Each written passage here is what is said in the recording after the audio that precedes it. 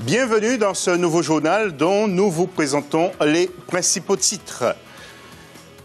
Basket, nous partirons à la découverte de l'équipe de Bamenda qui domine le championnat du Cameroun. Qu'est-ce qui fait sa force? Réponse tout à l'heure. La lutte traditionnelle à l'honneur sur le continent, mais le Sénégal ne laisse aucune chance à la concurrence. Reportage dans cette édition. Et enfin, congrès de la FIFPro à Abidjan, tout ce qu'il faut savoir sous les doigts des footballeurs pros dans quelques instants également. Mais d'abord, le basket. Nous arrivons au terme du championnat du Cameroun, mais une seule équipe domine les adversaires sur le parquet, bien sûr. Il s'agit du All-Star de Bamenda qui devrait être sacré, sauf incident majeur. Mais qui est cette formation? Portrait signé dans ce reportage de Narcisse Doumbé. L'équipe venue de la région du nord-ouest du pays règne sans partage à la tête du championnat d'élite depuis le début de la saison. La force de All-Star de Bamenda, c'est le travail. Nous avons mis des petits plans des grands. Et aujourd'hui, le travail que nous abattons tous les jours est en train de produire ses fruits. Le titre national étant presque acquis, les regards des dirigeants de Bamenda se tournent à présent vers de nouveaux objectifs. Le prochain objectif de Bamenda après le championnat, c'est le tournoi africain de la zone 4, qui est qualificatif pour la Champions League africaine. Nous avons gagné le championnat déjà. Un de nos objectifs aussi, c'est de gagner ce championnat sans défaite. Du côté des principaux rivaux du championnat, tout n'est pas perdu cette saison. Je pense que nous restons néanmoins dans les objectifs de l'équipe parce qu'au départ, on s'est fixé l'objectif du titre et la Coupe du Cameroun. Donc ce que nous résumons à préparer maintenant, c'est la Coupe du Cameroun prioritairement. All-Star de Bamenda évolue au sein du championnat d'élite depuis 2 saisons seulement. Un renforcement de l'effectif est aussi envisagé pour permettre au club de jouer les premiers rôles lors des prochaines compétitions africaines des clubs. Lutte traditionnelle maintenant, c'est devenu une coutume en Afrique, mais le pays qui reste le plus populaire dans la discipline est le Sénégal. Ces lutteurs sont habiles, ingénieux et ne manquent pas d'astuces pour faire plier leur adversaire. Regardez plutôt ce reportage signé Aminata Diak. La lutte est un sport très populaire en Afrique. Elle se pratique dans de nombreux pays. Au Sénégal, la lutte est ancrée dans la tradition culturelle. Pendant longtemps, les tournois se déroulaient lors des fêtes de village et étaient uniquement réservés aux amateurs. La discipline est considérée comme un sport de combat qui demande pour les pratiquants rapidité, force, technique et fair play. La taille est très importante. Si vous prenez l'exemple du Sénégal, vous verrez que les lutteurs qui ne sont pas forts ont beaucoup de problèmes. Vous devez être très grand et fort. Forte de sa popularité, la lutte traditionnelle commence à se moderniser. Des championnats sont organisés chaque année, regroupant plusieurs pays africains. Mais plusieurs défis restent à relever. Si vous parlez de la lutte traditionnelle, l'objectif ultime est de la faire accepter en tant que discipline olympique. Ainsi, le défi consiste à moderniser la lutte, d'avoir un code international accepté par tous les pays. Les professionnels estiment également que la lutte n'est pas assez soutenue par les autorités gouvernementales. Le gouvernement doit soutenir tous les sports, mais malheureusement, le football reste le sport roi. Une bonne partie de l'argent est consacrée à cette discipline. C'est dommage pour nous. Nous ne sommes pas beaucoup soutenus. La lutte traditionnelle est devenue un sport professionnel qui attire de plus en plus d'adeptes sur le continent africain.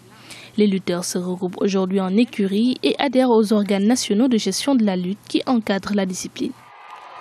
Football à présent avec la Ligue des Champions. En groupe A d'abord, ce samedi 24 mai, Zamalek contre Al Hilal, Omdurman. Oh merde, excusez-moi.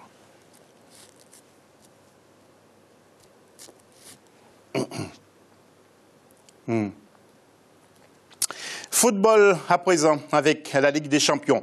En groupe A, ce samedi 24 mai, Zamalek contre Al Hilal du Soudan. Et dimanche 25, TP Mazembe contre Vita Club. Un vrai choc entre deux clubs de RDC. Il y aura aussi sans doute des experts de la CAF à Lubumbashi pour observer cette rencontre suite aux incidents du 11 mai au stade Tata Raphaël de Kinshasa qui avait fait 15 morts et une vingtaine de blessés. Match qui sera arbitré par le Camerounais Néant Alioum.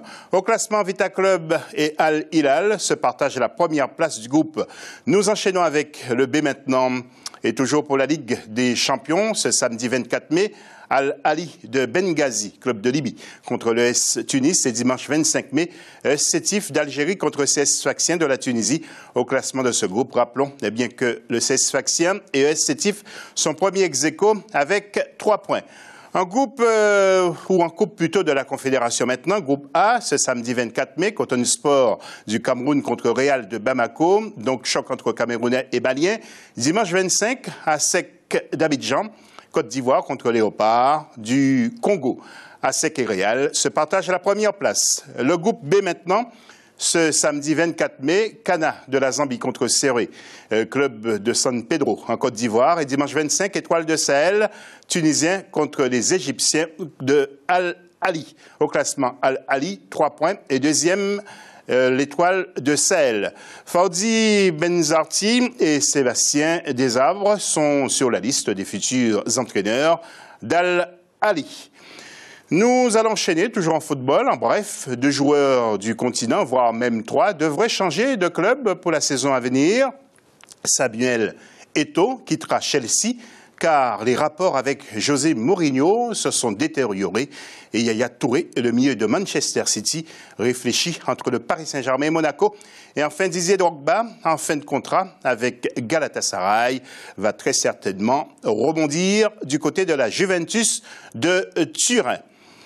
Et puis, 2 matchs amicaux attendent les Aigles du Mali ce dimanche 25 mai à Colombes, en région parisienne, contre la Guinée équatoriale, et le 31 contre la Croatie, qui ouvrira le bal, vous le savez, du mondial face au Brésil le 12 juin. Et les Croates joueront contre les Camerounais le 18 juin en groupe A. Nous restons dans le football avec le congrès annuel, donc ce vendredi 23 mai et samedi 24 mai de la FIFPro, Fédération internationale des footballeurs professionnels à Abidjan, en Côte d'Ivoire. Le président de la division Afrique, le Camerounais David Mayebi, sera présent. Stéphane de Saint-Raymond, directeur de la communication à la FIFPro, division Africa, nous apporte quelques précisions sur le statut des footballeurs pro. Écoutez. Vous citez le règlement de la FIFA d'il y a quelques années qui n'a plus lieu maintenant, mais qui en Afrique prend toute sa puissance. Un footballeur professionnel, c'est un footballeur qui n'est pas amateur. À partir du moment où on vit du métier de footballeur, où on gagne de l'argent et on ne fait que cela, comme ça se passe dans beaucoup de cas en Afrique, on est footballeur professionnel. J'ai souvent beaucoup de mal à faire comprendre ça à vos confrères africains pour qui les professionnels ne sont que ceux qui jouent en Europe. Non, il y a dans beaucoup de championnats en Afrique des footballeurs qui, grâce à leur métier de footballeur, font vivre leur famille, ont une maison, ont des enfants et travaillent au quotidien pour le football et dans le football. Un congrès qui s'achèvera par un grand dîner de gala. Voilà, c'est sur cette info que nous mettons un terme à ce journal, dans le bonheur de vous retrouver très rapidement pour d'autres infos sportives de l'Afrique. Et restez avec nous pour la suite des programmes sur votre chaîne.